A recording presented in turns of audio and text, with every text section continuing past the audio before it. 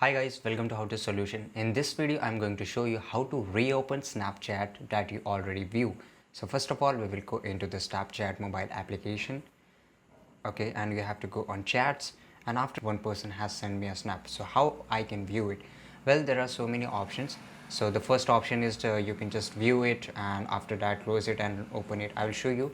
And the second one is you can use the VPN or flight mode. You can use like that. So let's see.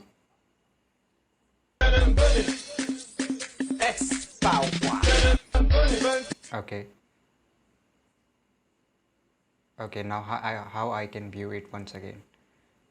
So you have to click over the profile pic and the snap will be reopened once again.